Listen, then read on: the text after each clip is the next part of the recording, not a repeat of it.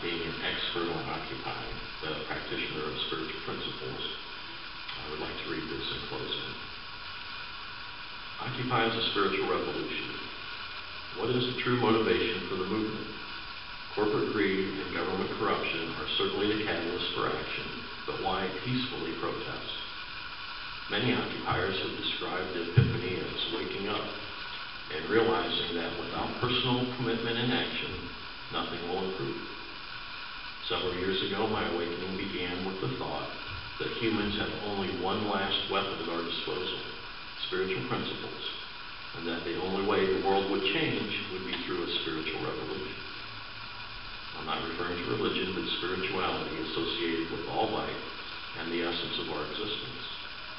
Principles such as peace, love, acceptance, tolerance, assertiveness, and perseverance cannot be bought, sold, or traded on Wall Street, although I'm sure the 1% will try.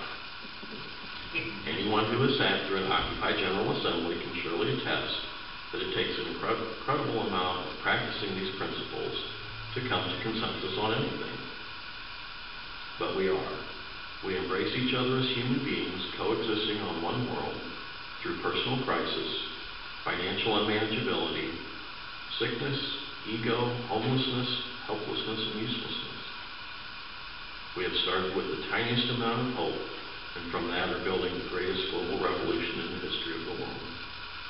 We are learning to put our principles before our personalities, to disagree without being disagreeable, and to respect each other as global occupants regardless of personal beliefs, gender, orientation, status, or physical qualities.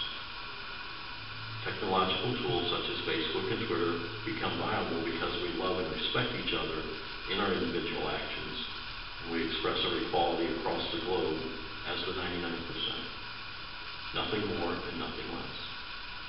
We must always remember that during our occupation we will meet many that ridicule, denigrate, and outright oppose us who are still part of the 99%, and we should show them tolerance as we are fighting for their existence also.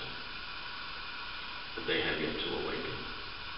We must never forget how deeply lost we were at some point in our lives, ever running on that wheel trying to attain a place that we finally realized lay in our hearts and not in our bank accounts. We are truly becoming free. At our 14th General Assembly of Occupy Mansfield, 10 or so occupiers sat in a small room and at the end of the meeting talked about why we occupy. As I listened and observed my fellow people, I realized how deeply I had come to love and respect each one of them through our disagreements, defects, and emotional outbursts, how much I needed them and our society needs them. How 3 months ago I didn't know any of them. It can only be a spiritual force that binds us together.